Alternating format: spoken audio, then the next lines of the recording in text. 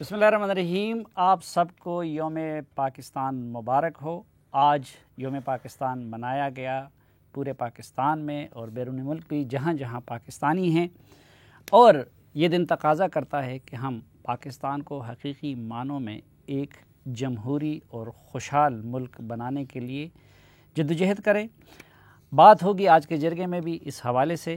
ہم یہ بھی جانیں گے کہ یہ جب ہم نظریہ پاکستان کی بات کرتے ہیں تو اصلاً وہ نظریہ پاکستان ہے کیا، اور پاکستان کے ساتھ محبت کا یا حب الوطنی کے تقاضے کیا ہیں، محب وطن کون ہے اور غدار کون ہے. یہ یہاں پہ جو ہر وقت غدار غدار کے فتوے لگ جاتے ہیں، تو کیا اس لفظ کا استعمال ہم درست کر رہے ہیں یا غلط؟ اور حسب روایت ہمارے ساتھ تشریف فرما ہیں حکومت اور پاکستان تحریک انصاف نمائندگی کے لیے وفاقی وزیر اطلاعات و نشریات جناب فواد حسین چودھری صاحب، مسلم لیگ نون کی نمائندگی کے لیے آج کراچی پتہ نہیں مزار قائد پہ گئے ہیں یا کہ کیا، عموماً بیرون ملک بھی دوروں پہ رہتے ہیں، یہ بھی آج ان سے جانیں گے. ڈاکٹر مصدق ملک صاحب مسلم لیگ نون کی ترجمانی کے لیے کراچی سے ہمارے ساتھ ہیں، اور پاکستان پیپلز پارٹی کی ترجمانی کے لیے جناب سینیٹر مصطفیٰ نواز کوکر صاحب. پتہ نہیں اشتہاری ہے یا کہ کیا ہے. پہلے تو مصطفیٰ کوکر صاحب، عجیب، آپ پہ تو ہم اشتہاری سمجھ رہے ہیں، مفرور سمجھ رہے ہیں، آپ پہ تو مقدمہ بنا تھا، تو مفرور کی حیثیت سے یہاں بیٹھے ہیں یا کوئی ضمانت وغیرہ کر لی ہے؟ یہ آپ کی دلی خواہشات ہیں جن کا آپ اظہار کر رہے ہیں. میں ضمانت اپنی کرا لی، اور ضمانت کرانے کے بعد جو ہمارا انسیڈنٹ ہوا آپ نے بھی دیکھا، پورے پاکستان نے دیکھا.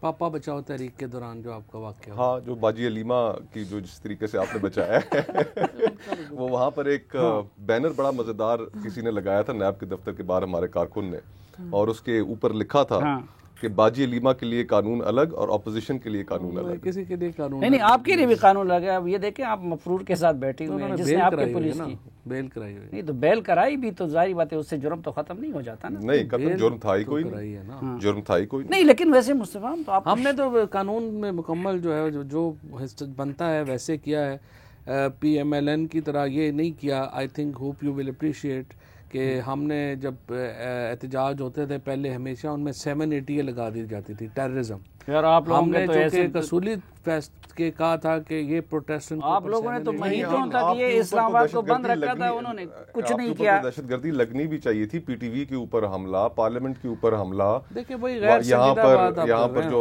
ایس ایس پی جو عصمت اللہ جنیجو تھے، جو جس طریقے سے سول نافرمانی، بلوں کو جلانا. اچھا تو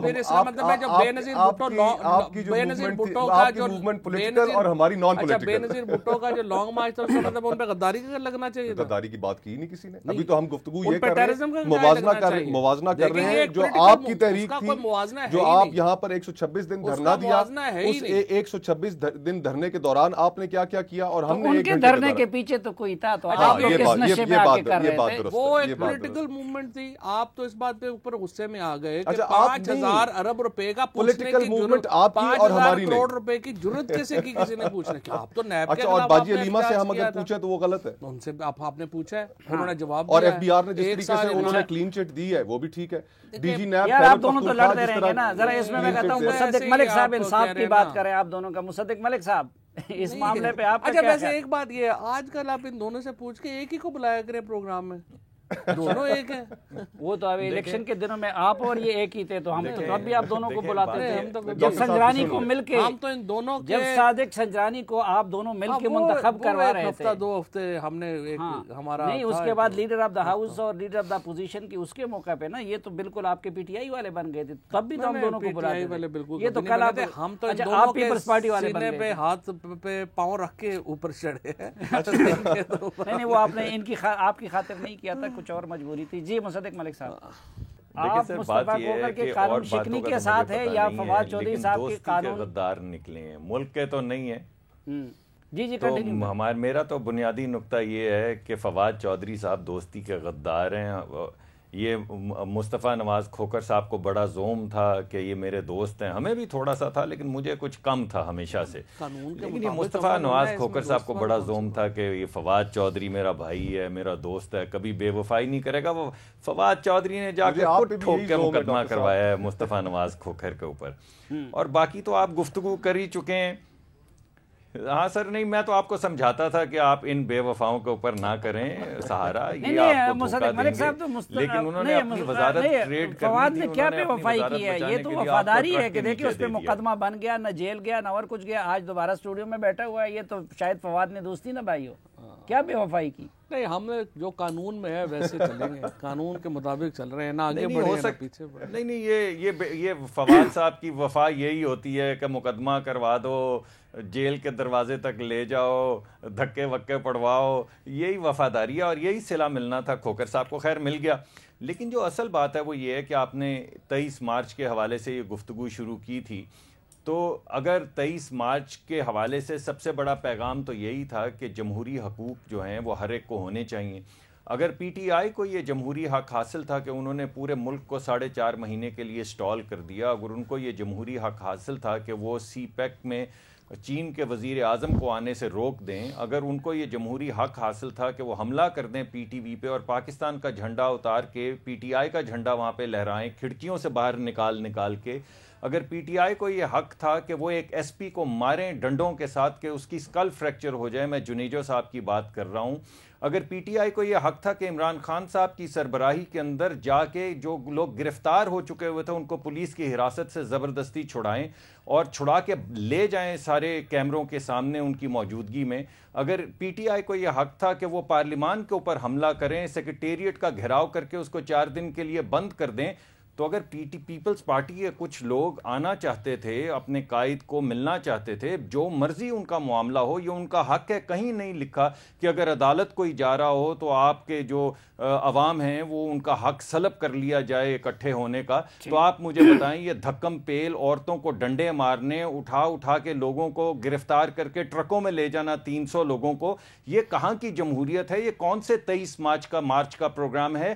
کیا یہی سلوک ان کے ساتھ ہونا چاہیے تھا؟ اپنی مرتبہ آپ کہتے ہیں سیاسی حق ہے ہمارا, تو ان کا سیاسی حق کہاں گیا ہے؟ یہ کیوں نہیں سڑکوں کے اوپر آ سکتے, یہ کیوں نہیں اکٹھے ہو سکتے, یہ کیوں نہیں استقبال کر سکتے اپنے لیڈر کا؟ کوئی توڑ پھوڑ نہیں کی پیپلز پارٹی نے, صرف انہوں نے آ کے نہیں, اپوزیشن میں ہمیشہ کچھ چیزوں کے اوپر نہیں مصطفیٰ, لیکن انہوں نے اگر استعمال کیا نا, اگر وزیر اعظم کو اگر وزیر اعظم کو میں نے جواب دینا ہے ڈاکٹر صاحب, میں بات کر لوں پھر آپ جواب دے دیجیے گا.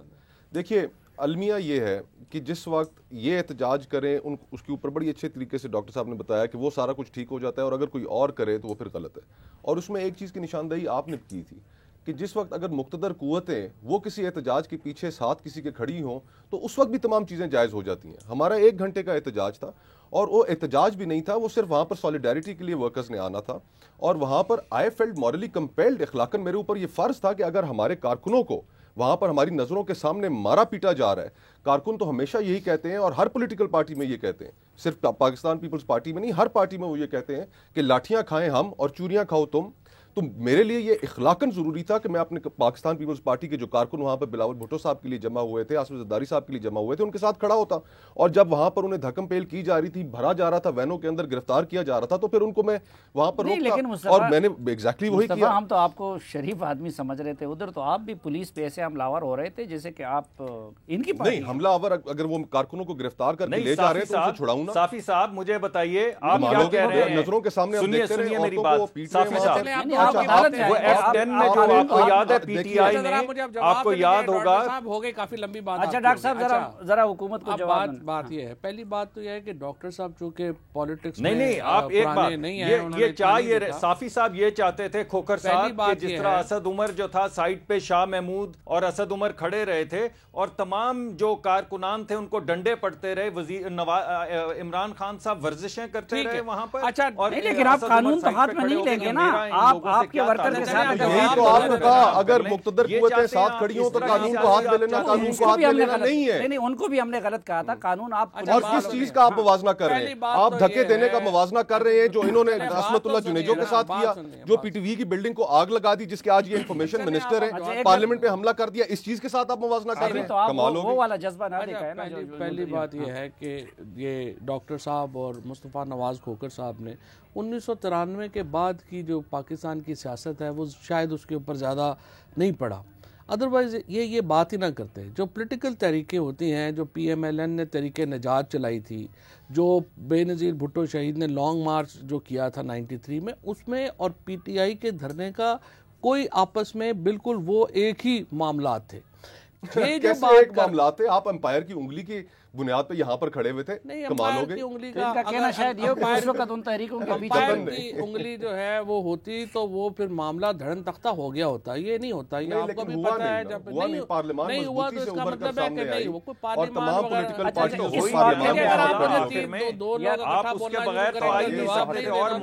اس واقعے پہ آ جائیں نا. جی پھر ہم ذرا ان کو بات کرنے دیں, ہوگا نہیں پھر ایسے. تو اس لیے جو پولیٹیکل موومنٹ ہوتی ہیں وہ علیحدہ. یہ موومنٹ کیوں غیر اخلاقی ہے؟ یا ڈاکٹر صاحب آپ تحریک کے مقابلے میں کہہ رہے ہیں کہ لوگوں کا حق ختم ہو گیا ہے کہ وہ سڑک پر آئیں؟ ڈاکٹر صاحب آپ ان کا جواب اب سوال کیا, اب یہ جو ہم نے لانگ مارچ کو, تحریک نجات کو, ان کو کیوں ہم تنقید نہیں کرتے, اور ہم کیوں یہ کہہ رہے ہیں کہ یہ جو انہوں نے کیا یہ بالکل امورل تھا. یہ کیا تھا؟ یہ ایک کیس ہے جو ڈاکٹر مصدق ملک صاحب کی حکومت نے شروع کیا زرداری صاحب کے اوپر 2015 میں, اور وہ کیس میں نیب نے, جس کا حکومت سے براہ راست, بات تو کرنے دینا, میں آپ کو اسی لیے بات نہیں کرنے دے رہے نا تاکہ حقائق سامنے نہ آئے.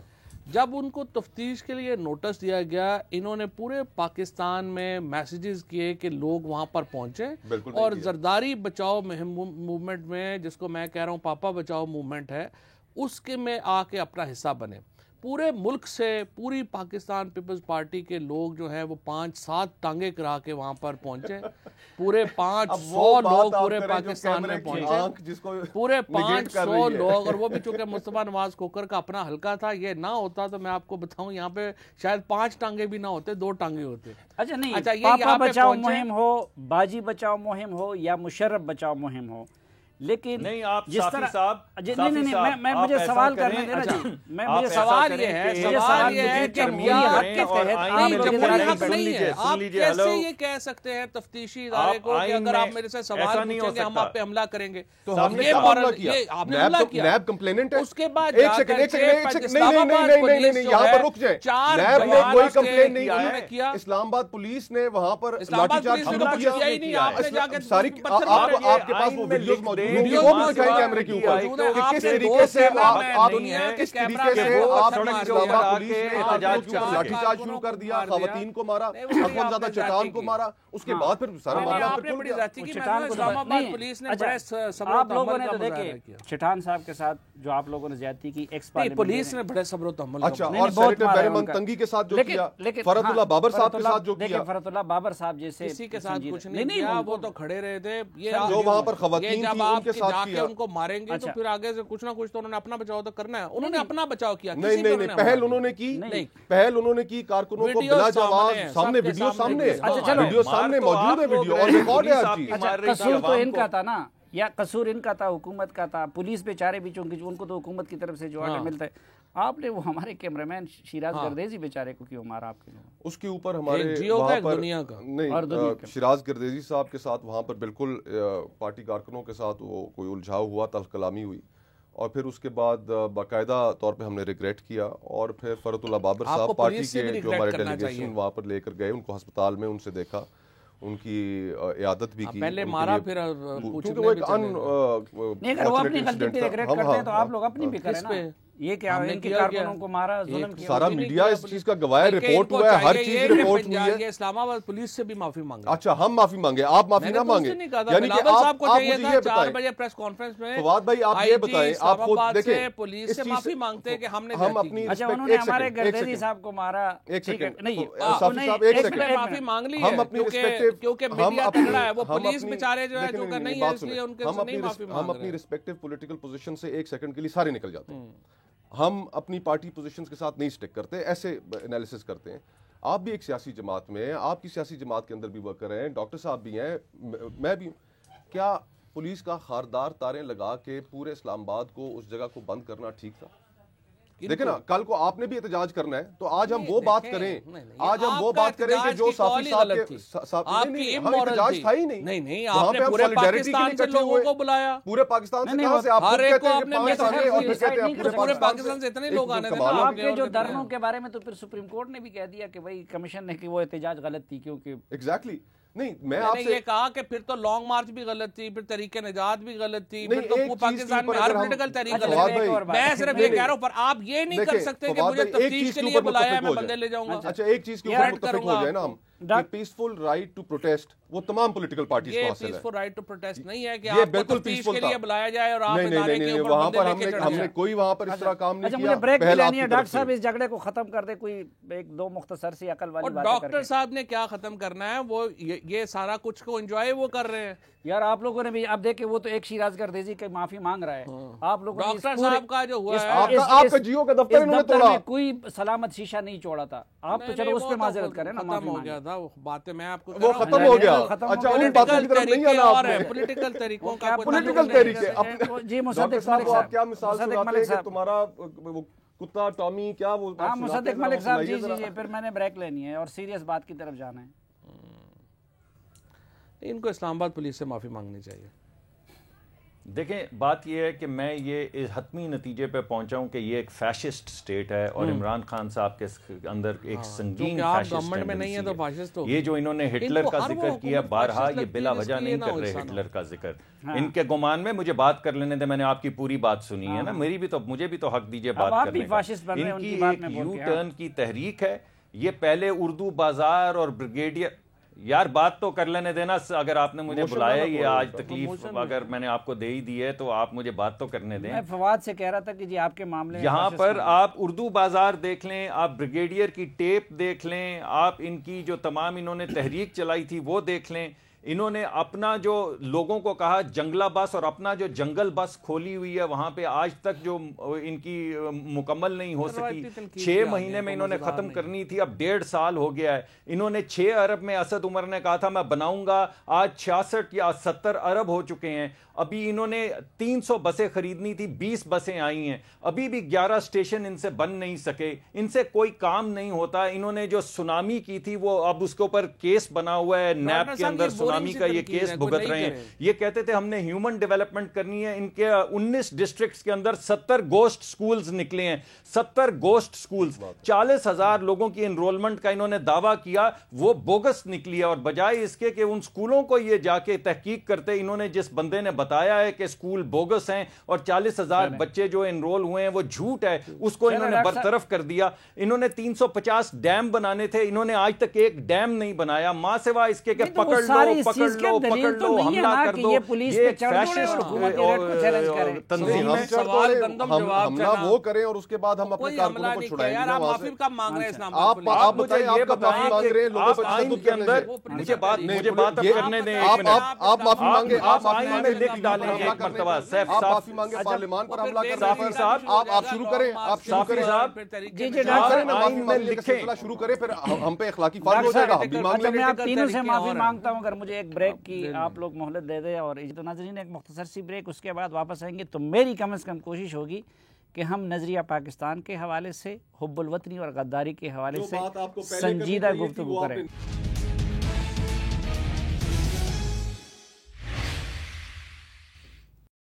ایک بار پھر خوش آمدید آپ کو جرگے میں. فواد چودھری صاحب, آپ ذرا یہ موبائل دیکھنا چھوڑ کے مجھے بتا دیجئے کہ یہ جو پاکستان میں بات کی جا رہی ہے نظریہ پاکستان کی, کوئی کہتے ہیں یہ فلاں نے نظریہ پاکستان کی مخالفت کر دی, کوئی کہتے ہیں اس کی حمایت کر دی. نظریہ پاکستان ہے کیا چیز؟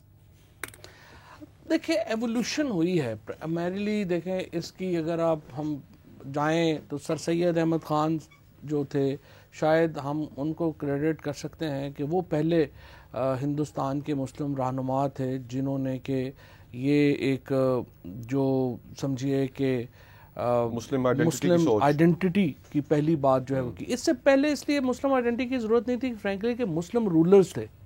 تو مسلمانوں کو تو ضرورت نہیں تھی اپنی ایک علیحدہ آئیڈینٹی بنانے کی.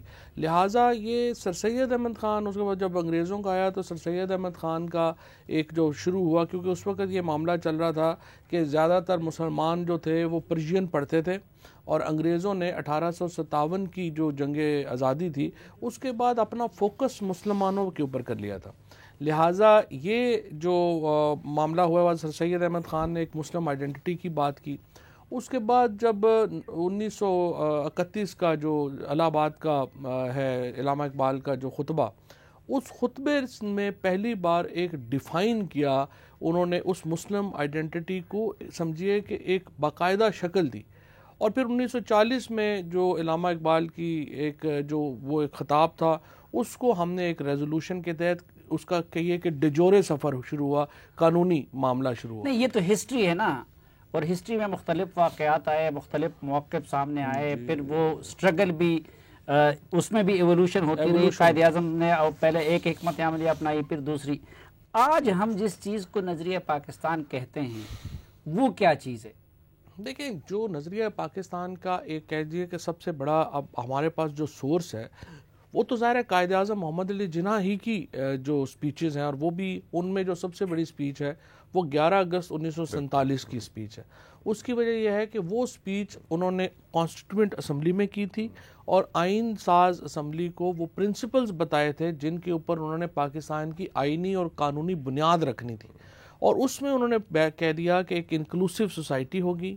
ایک اس وقت جو تصور جناح صاحب نے دیا تھا، وہ تصور جو تھا وہ بعد میں ظاہر ہے کہ اس میں ہم بہت سارے پیچھے رہ گئے، ہائی جیک ہو گیا، لیکن وہ تصور بہرحال ایک پروگریسو پاکستان کا تھا، ایک انکلوسیو پاکستان کا تھا.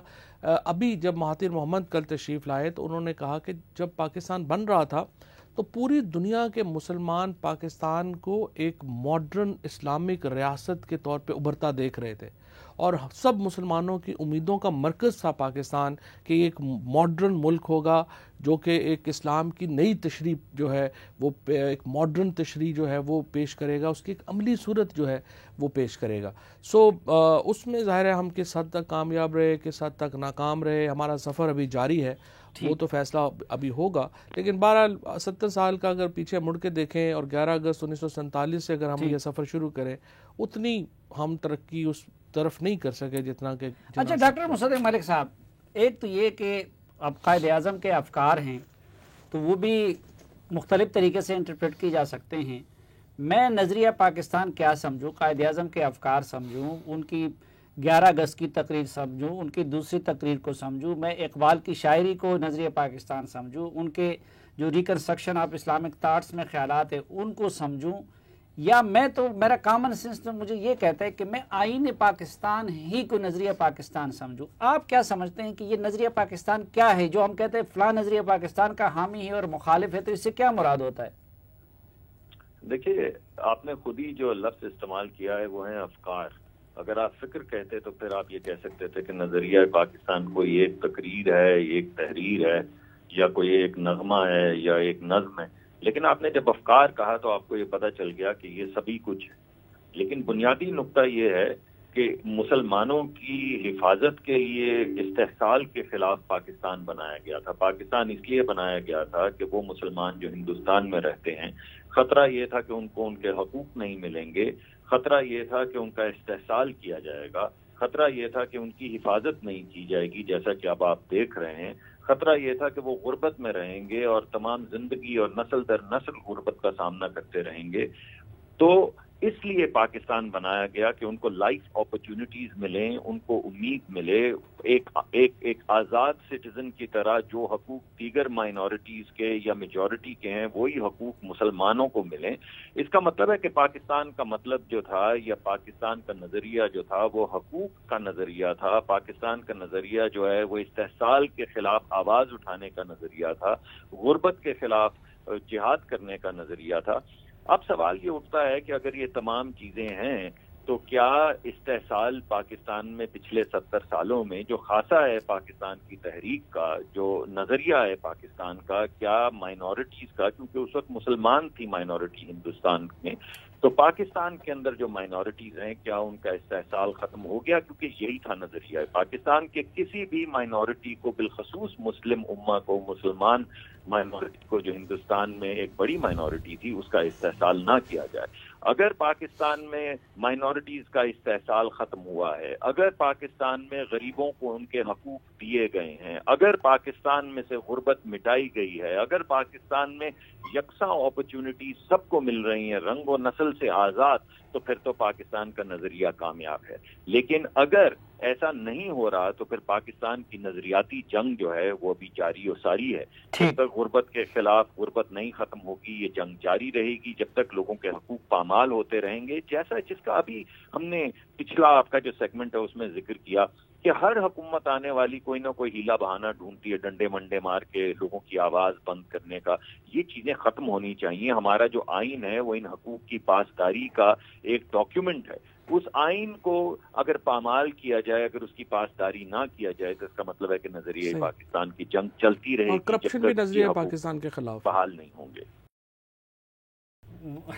یہاں پہ فواد چوہدری صاحب کرپشن بھی نظریہ پاکستان کے خلاف۔ جی بالکل، آپ دیکھیے نا کسی بھی قسم کا استحصال۔ جی مصطفیٰ کوکر صاحب، ایک تو یہ کہ کیا ماضی سے جڑا رہنا اور ماضی کو کریدنا یہ ضروری ہے؟ مثلا اس وقت ہم کہتے ہیں نا کہ امریکہ کا نظریہ کیا ہے، نظریہ امریکہ جس سسٹم پہ امریکی متفق ہوئے ہیں اس سسٹم کے تحت وہ چل رہا ہے اور اس کو امریکہ کا نظریہ کہتا ہے، جو ان کا کانسٹیٹیوشن، ہر ملک کا کانسٹیٹیوشن ہی اس ملک کا نظریہ سمجھا جاتا ہے۔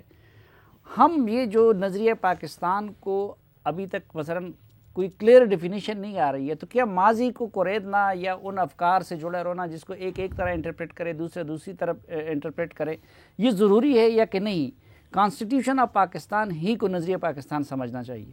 دیکھیے، کانسٹیٹیوشن آف پاکستان میری نظر میں تو ایک سوشل کانٹریکٹ ہے جو اس ملک میں بسنے والی قوموں، اس ملک میں بسنے والے لوگوں اور ریاست کے درمیان ہے، اور اس معاہدے کی بنیاد یہ ہے کہ ہم آپس میں ایک دوسرے کے ساتھ کس طریقے سے برتاؤ رکھیں گے اور کیا گارنٹیز ہوں گی، وہ گارنٹیز بھی اس میں انشرائنڈ ہے۔ لیکن ساتھ ہی ساتھ تاریخ کو کوریدنا کوئی اس کے اندر اور تاریخ کے اندر جھانکنے میں کوئی مذائقہ نہیں ہے، کیونکہ اس سے ہمیں کلیئرٹی ضرور ملتی ہے۔ اس ساری گفتگو کے ضمن میں جو پہلی جو چیز عرض کرنا چاہوں گا وہ یہ ہے کہ دیکھیے، نظریے کو ڈیفائن کرنا، ایمان کو ڈیفائن کرنا، یہ ایک دو ایسی بحثیں ہیں جنہوں نے پاکستان کو بڑے عرصے تک اور ابھی تک اپنے لپیٹ میں لے کر رکھا ہے، جس کی طرف آپ نے بریفلی اشارہ بھی کیا تھا۔ اختلاف ہمارے درمیان کوئی بڑی بات نہیں، ہونا بھی چاہیے، اور اس اختلاف کو ہم ساروں کو ایک دوسرے کے ساتھ ایک اچھے اسپرٹ میں برداشت بھی کرنا چاہیے۔ ہمارے ہاں جو سب سے پہلی پرابلم ہے وہ یہ ہے کہ اس گفتگو کے نتیجے میں ہمیشہ اگر میں آپ کے نقطہ نظر سے اتفاق نہیں کرتا، فواد بھائی کے ساتھ نہیں کرتا، ڈاکٹر صاحب کے ساتھ نہیں کرتا، تو لامالا ہم میں سے کوئی نہ کوئی ایک اٹھ کر، یہ نہیں کہ میں مثال دے رہا ہوں، ایک دوسرے کے اوپر غداری کا فتویٰ لگا دے گا۔ پھر اسی طرح اگر کفر کا، اور پھر اس کے بعد اگلا سٹیپ یہ ہے کہ کفر کا فتویٰ لگا دے گا۔ تو ہمیں پہلی جو چیز اس بحث کے اندر جو طے کرنی چاہیے اور جس کو ہمیشہ ملوز خاطر رکھنا چاہیے وہ یہ ہے کہ ہم سارے پاکستان کے شہری ہیں، ہم سارے پاکستان کے وفادار ہیں، اور ہمارا نقطہ نظر اس ملک کو کس طریقے سے چلانا ہے اس کے اوپر ہمارا فرق ہو سکتا ہے۔ جس طرح بلاول بھٹو صاحب نے آج اپنی ٹویٹ کی، اس کے اندر انہوں نے ایک شعر لکھا کہ قیامت کی سحر تک یہ ملک قائم رہے گا انشاءاللہ، اور قیامت کی سحر تک ہمارے اختلافات رہیں گے، لیکن ہمیں ایک دوسرے کے اختلافات کو برداشت کرنا ہے اور ان کے اوپر پہلی چیز ہے غداری اور کفر کے فتوے نہیں لگانے۔ اچھا، اب ایک چیز ابھی مجھے ذرا اپنا آرگومنٹ مکمل کرنے دیں۔ آپ نے تاریخ کا ذکر کیا، فواد بھائی نے بھی کیا، ڈاکٹر صاحب نے بھی کیا۔ اس تاریخ کے اندر جو بھارت کے اندر ان کے بہت بڑے بڑے ہسٹورینز تھے اور جن کا تاریخ کا بڑا گہرا مطالعہ تھا، ان کے اندر کافی حد تک اس چیز کی ایکسیپٹنس تھی ان کے اپنے نقطہ نظر کے مطابق کہ جناح صاحب اور پاکستان مسلم لیگ کی اس وقت جو تحریک پاکستان کی جو موومنٹ تھی وہ یونائٹڈ انڈیا کو توڑنے کے لیے تھی۔ یہ ایک ان کے اندر ایک ایکسیپٹڈ فیکٹ تھا۔ لیکن تاریخ کا جو جبر ہے اور تاریخ جن چیزوں کے اوپر فیصلہ دیتی ہے وہ پھر بڑے کئی دفعہ دوسرا رخ ہوتا ہے۔ اس وقت موڈی کی جو سیاست ہے انڈیا میں، موڈی کی سیاست نے قائد اعظم محمد علی جناح، پاکستان مسلم لیگ کی تحریک پاکستان اور سر سید احمد خان اور علامہ اقبال کی جو ریزرویشنز تھیں, جو کنسرنز تھیں یونائٹڈ انڈیا میں رہتے ہوئے, وہ اس نے آج درست ثابت کر دیا. انہوں نے خود نظریہ پاکستان اور تحریک پاکستان کو جسٹیفائی کر دیا مودی نے اپنے عمل سے. اچھا, اپنے عمل سے. آج وہاں پر آپ مسلمانوں کی حالت دیکھیں, ٹھیک, پاکستان سے زیادہ وہاں پر مسلمان ہیں, اور وہ مسلمان آج کس طریقے کی زندگی گزار رہے ہیں. جو گائے ذبح کرنے پر مسلمانوں کا وہاں پر قتل عام ہو رہا ہے, جو کشمیر کے اندر ہو رہا ہے, اور مسلمانوں کو جو آگے بڑھنے کی جو بات ڈاکٹر صاحب کہہ رہے تھے, آج وہاں پر وہ ایکول اپرچونٹی حاصل نہیں ہے جو ایک یونائٹڈ انڈیا کا جس کا وہ تصور پیش کرتے تھے کہ جی ہوگی. ٹھیک. تو پہلی چیز تو یہ ہے کہ تاریخ نے جو موقف تھا اس وقت کے ہمارے سیاستدانوں کا, لیڈران کا, اس کو درست ثابت کیا. اچھا اس وقت, اچھا ہاں, اب یہ ایک میری نظر میں میرا آخری نقطہ یہ ہے کہ ان کی ہمارے جو فاؤنڈنگ فور فادرز تھے ان کی سوچ تھی کیا, اور آپ ان کی سوچ کو کس طریقے سے جاننے کی کوشش کریں گے. ٹھیک. فواد بھائی نے اگزامپل دی اس کی 11 اگست کی سپیچ کی, بلا شبہ وہ ایک ان کی سوچ کی عکاسی کرتی ہے. میری نظر میں ایک اور بھی ایک چیز ہے جو ہمیں بڑا منفرد مقام دیتی ہے اور ہمارے جو فاؤنڈنگ فور فادرز ہیں ان کی سوچ کو سامنے لے کر آتی ہے, اور وہ ہے universal declaration of human rights. اس چیز کو ذہن میں رکھیے کہ اس وقت دنیا 2 جنگیں عظیموں سے گزر چکی تھی, پوری برطانیہ کا امپائر کمزور ہو رہا تھا, اور پوری دنیا کے اندر ایک بڑی بحرانی کیفیت تھی. اور 1948 میں جو یہ universal declaration of human rights آتی ہے, پاکستان وہ واحد اسلامی ملک ہوتا ہے کہ جو اس وقت اس ڈکلیریشن کے کسی آرٹیکل کے اوپر نہ اس سے اعتراض کرتا ہے, بلکہ کئی اسلامی ممالک نے اعتراض کیا, پاکستان نے نہیں کیا. یہی مصطفیٰ کوکر ہمیں چاہیے. دیکھیے سنیے, گفتگو سنیے, میرا پوائنٹ سن لیجیے. اور 1948 میں اس وقت اس یونیورسل ڈکلیریشن میں کیا لکھا ہوا تھا کہ عورت اور مرد ایکول انجوائمنٹ. صرف ایک منٹ, ہم پہلا اسلامی ملک تھے, واحد اسلامی ملک جس نے یہ سائن کیا. جی ہاں, ایگزیکٹلی. اور اس وقت جو آج کل کے بھی ہمارے اسلامی دنیا کے جو بڑے ممالک ہیں, ایران, سعودی عربیہ اور دیگر, ایجپٹ, ان لوگوں کو اس کی بہت سی شکوں پہ اعتراض تھا, پاکستان کو نہیں تھا. تو پاکستان کے فاؤنڈنگ فور فادرز کی جو سوچ ہے وہ 1948 میں ریاست بننے کے بعد انہوں نے اس صورت میں واضح کر دی. ٹھیک, بس دیکھیں اسی طرح کا مصطفیٰ کوکر ہمیں چاہیے. یہ دانشور وہ بھی کتنا اتفاق کر رہے ہیں, یہ جو پولیس سے لڑنے جھگڑنے نہیں, کارکنوں کے لیے تو ہم صرف ایک پوائنٹ ایڈ کرنا چاہتا تھا. نہیں, وہ وقفے کے بعد یہ صرف یہیں پہ نہیں, وہ پھر گفتگو رہ جائے گی, ان کو پوائنٹ ایڈ کر لیتے ہیں. یہ کہہ رہا تھا کہ جو جناح صاحب نے, جو امریکن امبیسڈر تھے اس وقت, ایلنگ صاحب یہاں پہ, ان سے پاکستان اور ہندوستان کے تعلقات کو بھی یہ کہا تھا کہ یہ ایسے میں دیکھ رہا ہوں جیسے کینیڈا اور امریکہ کے ہوں گے. تو جو وین جو جناح صاحب کا یا ہمارے فاؤنڈنگ فادرز کا تھا وہ بڑا انکلوسیو تھا. اچھا, اس وقت پاکستان میں آپ کو اور یہ گفتگو ہماری ہونی چاہیے تھی. ایک سیکنڈ مجھے یہ پوائنٹ بھی کرنے دیں. یہ گفتگو ہماری ہونی چاہیے تھی پہلے سیگمنٹ میں. آپ نے ریٹنگز کے لیے ہمیں پہلے آپس میں سیاسی گفتگو کر کے ایک دوسرے سے الجھایا, اور اس کے بعد اب دوسرے حصے میں آپ اس چیز کے اوپر فواد صاحب کی خواہش تھی دوسرا پاکستان میں میڈیا کی اس وقت وہ حالت ہو گئی ہے جو ہندوستان میں مسلمانوں کی ہے نا, تو اس لیے کچھ مدد اور بریک کی بھی اس میں وزن ہے نا پاکستان میں میڈیا کے, تو اس کے لیے کچھ نہ کچھ بریک اور کمرشل سہارا بن جاتے. تو مجھے ایک بریک لینے دے, واپس آتے ہیں اور ایک اور اہم نقطے پہ بات کریں گے کہ حب الوطنی کیا ہے اور غداری سے کیا مراد ہے.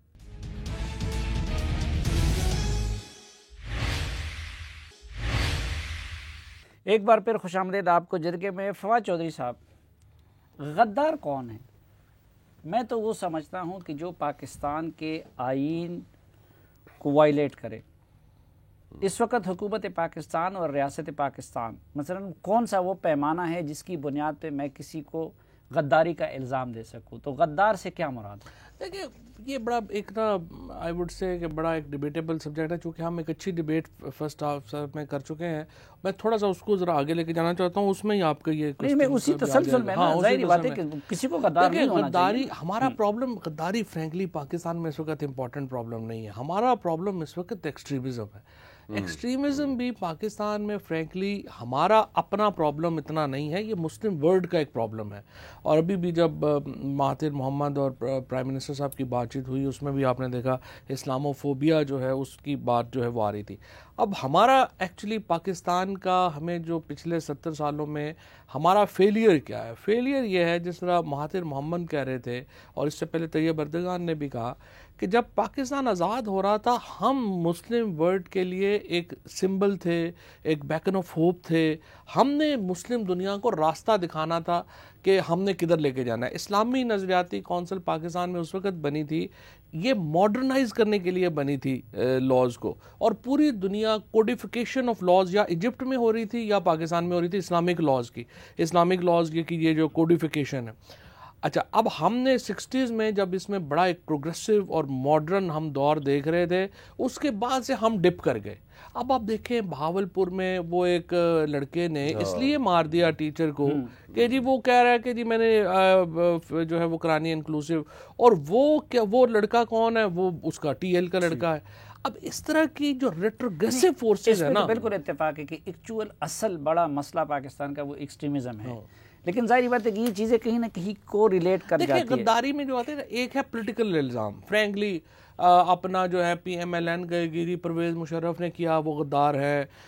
یہ کبھی بلاول بھٹو کے اوپر آ جاتا ہے کہ جی وہ انہوں نے یہ کر دیا وہ غدار ہے. عمران خان یہودی لابی کے ایجنٹ ہیں, فضل الرحمان یہ, اور یہ تمام چیزیں غلط ہیں, یہ تمام چیزیں غلط. اور اسد عمر کا بیانیہ ٹھیک نہیں ہے, یعنی کہ جو اسد عمر نے یہی بات کی نا کہ بحریات کا بیانیہ دے رہے ہیں بلاول صاحب, تو یعنی کہ پرنسپلی غلط بات کی. نہیں, اب تھوڑا سا سیریس نہیں, اب تازہ ترین پہ آ جاتے ہیں نا. ان کا لیڈر یہ کہتا ہے کہ آخری پوائنٹ میں کہنا چاہتا ہوں, میں صرف یہ کہہ رہا ہوں یہ ہے ایک پولیٹیکل یوز آف نیریٹو یا ریٹرک, جو آپ کا اصل جو آپ کے جو متھ جن کے اوپر ہماری ساری پارٹیز کو اتفاق رائے ہونا چاہیے, جس کے اوپر ہم نے آگے مل کے آگے بڑھنا, اور یہ اچھی بات ہے کہ ہم اس وقت ہے, وہ یہ ہے کہ ہمارا جو جناح صاحب کا جو اصل نیریٹو تھا کہ انکلوسیو سوسائٹی, ایک جس طرح ڈاکٹر صاحب نے آگے بات کی کہ جس میں اپرچونٹیز ہوں ساروں کے لیے, اس کے اوپر ہمارا نیریٹو اکٹھا ہونا چاہیے. اچھا نہیں, وہ یہ چیزیں اکٹھا نہیں ہونے دیتی نا. اب مثلا ان کے لیڈر بلاول بھٹو صاحب کہہ رہے ہیں کہ میری حب الوطنی اور میری پاکستانیت یہ تقاضا کر رہی ہے کہ میں اپنی اسٹیٹ کی پالیسیوں میں اگر کچھ غلطیاں ہیں ان کی نشاندہی کروں. آپ کے وزیر نے اٹھ کے اور آپ کے کچھ لوگوں نے اس کو کہا کہ نہیں وہ غداری کے اور مودی یاری کے مرتکب ہوئے ہیں. آپ کیا سمجھتے ہیں کہ مجھے بطور پاکستانی بلاول صاحب نے جو ایک نامناسب سٹیٹمنٹ دی نا, وہ میں سمجھتا ہوں انہیں نہیں دینی چاہیے تھی. بلاول بھٹو بہرحال پیپلز پارٹی کا, پی ایم ایل این کا ایک بڑا ایک امپورٹنٹ, اچھا یہ بات بھی میں ذرا ایک منٹ, ان کا جو چناؤ تھا الفاظ کا وہ مناسب نہیں تھا, لیکن ظاہر ہے بلاول بھٹو امپورٹنٹ لیڈر ہے, غدار لیکن اس نے غداری تو نہیں کی ہے نا. میں یہ کہہ رہا ہوں بلاول بھٹو پاکستان کے ایک امپورٹنٹ لیڈر ہیں, ان کو غدار تو نہیں قرار دیا جا سکتا, اور مودی کا یار بھی نہیں قرار دیا, مودی کا یار بھی قرار نہیں دیا جا سکتا. یہ ویسے انہوں نے نواز شریف کو قرار دیا تھا. اچھا مصدق ملک صاحب, آپ کے نزدیک غداری کی کیا ڈیفینیشن؟ آج کل مودی ویسے بہت ہی جو ہے نا, آج کل تو کوئی بھی اس کا یار نہیں بنے گا, وہ بہت ہی تھلے چلا گیا. ہاں بالکل, بہت ہی ویسے اس کی مودی کا کوئی یار, جس طرح حکومت میں آج کل کوئی آپ کا یار نہیں بن رہا ہے. جی دیکھیں, بنیادی نقطہ جو ہے نا, ہر معاشرہ جو ہے وہ کچھ بنیادی عقائد کے گرد بلڈ ہوتا ہے, اور یہ تمام گفتگو جو ہے نا اس میں پاکستان کی جو ہمارا محور ہے وہ یہ ہے کہ ہم کوئی ایک ایسی ڈیفینیشن نکال لیں, کوئی بڑا پرنسپل نہ ہو جس کے ارد گرد ڈائیورسٹی ایگزسٹ کر سکے, جس کے ارد گرد ملٹیپلسٹی ایگزسٹ کر سکے. ہم یہ چاہتے ہیں کہ کوئی ہمیں ایک ایسی ڈیفینیشن دے دے کہ یہ ہے پاکستانیت, یہ ہے نظریہ پاکستان, اور اس وجہ سے جو بھی اس کی قید میں نہیں آتا یا وہ کافر ہے اور یا وہ باغی ہے اور یا وہ غدار ہے. یہ جو یونیفارمٹی کی ہمیں تلاش ہے, اور تو کانسٹیٹیوشن آف پاکستان وہ چیز نہیں ہے جو ہمیں پاکستانیت بھی دکھاتا ہے, غداری کی ڈیفینیشن بھی کرتا ہے, حب الوطنی کی ڈیفینیشن بھی کرتا ہے.